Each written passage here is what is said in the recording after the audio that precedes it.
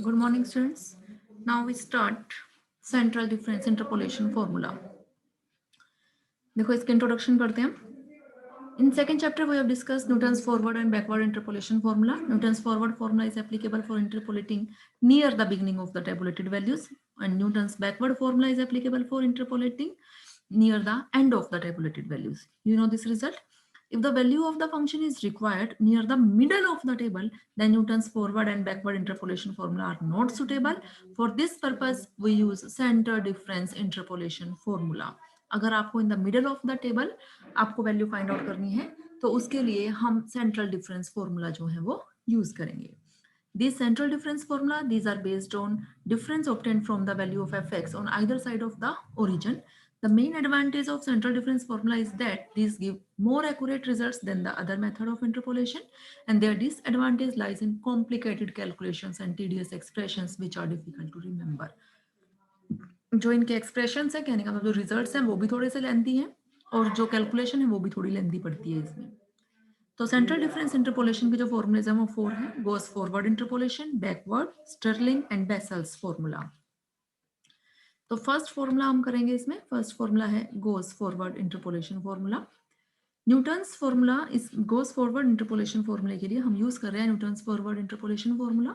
Newton's forward interpolation formula आपको पता है y x is equal to y nought plus u one del y nought up to so on. U पता है x minus x nought by h होता है and u I is equal to u minus 1 u minus 2 to so on u minus I minus 1 means u minus I plus 1 divided by I factorial. This is also known as Newton's advancing formula. Okay students. Now in equation 1, except the first two terms on right hand side, the subscript of y in each term is diminished by 1 using this formula. ये formula आपको पता है del n plus one y minus one की value क्या होगी del n y nought minus del n y minus one. Actual में हम करना क्या चाह रहे हैं कि राइट साइड में जो ये फर्स्ट टू टर्म्स को छोड़ के मीन्स वाई नॉर और u one del y nought इन टू फर्स्ट टर्म्स को छोड़ के बाकी जो टर्म्स हैं उसमें हम इस सफिक्स को 1 से डिक्रीज कर रहे हैं. मीन्स जो ये सफिक्स नॉर चल रहा है उसको 1 से डिक्रीज करने का मतलब वो सफिक्स ताकि हमारा -1 आ जाए. ठीक है. अब -1 में लेके आना है डेल एन प्लस वन. तो फॉर्मूला इसके लिए आपको पता है del n y nought minus del n y minus one. ऐसे ही नेक्स्ट आपका क्या है सब आपका डेल एन वाई नॉर है. ये टर्म देखो अपनी यहाँ से हमने डेल एन वाई नॉर की वैल्यू फाइंड आउट की तो वैल्यू हमारे पास क्या आ गई del n y minus one plus del n plus one y minus one. यहाँ से ये वैल्यू आ गई. ये फॉर्मूला हमने यूज करना है. जो भी हमारे पास एन की वहाँ वैल्यू चल रही है वो वैल्यू हम पुट कर सकते हैं.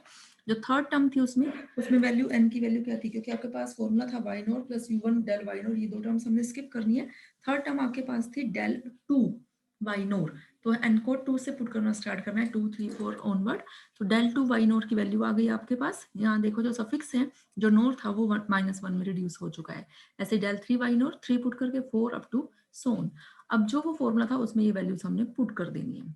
पुट कर दी. पुट करने के बाद टर्म्स को हमने रीअरेंज किया है सफिक्सेस के साथ. फर्स्ट टू टर्म्स आपकी एज इट इज है. नेक्स्ट टर्म में u2 del two y minus one को हमने अलग रखा है और इसकी सेकंड टर्म और नेक्स्ट की फर्स्ट टर्म को हमने कंबाइन किया. मीन्स अब हम ये कंबाइन कर रहे हैं u2 plus u3 into del 3 y minus one. ये कॉमन आ गया. ऐसे ही इसकी सेकंड टर्म और नेक्स्ट वाले की फर्स्ट टर्म.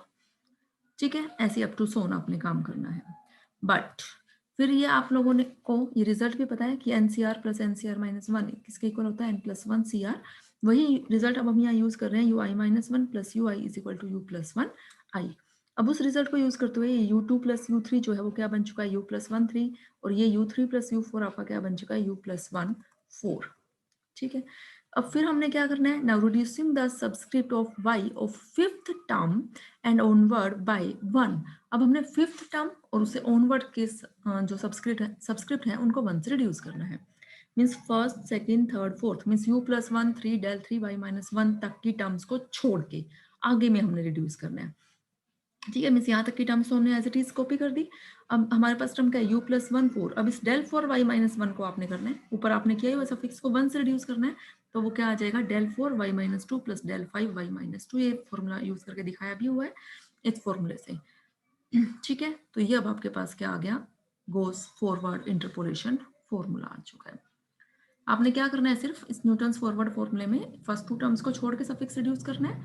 उसके बाद टर्म्स रीअरेंज करनी है फिर आपने ये एनसीआर वाला रिजल्ट यूज करना है और उसके बाद फिफ्थ टर्म ऑनवर्ड फिर आपने सफिक्स को 1 से रिड्यूस करना है।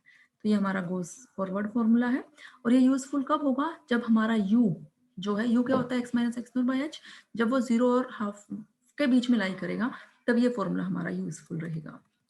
नेक्स्ट जो है वो गोस बैकवर्ड इंटरपोलेशन फॉर्मूला है। ये फॉर्मूला आप लोग खुद पढ़ोगे।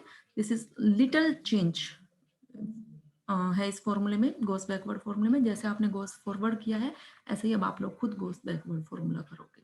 ओके स्टूडेंट्स, बाकी हम नेक्स्ट लेक्चर में डिस्कस करेंगे।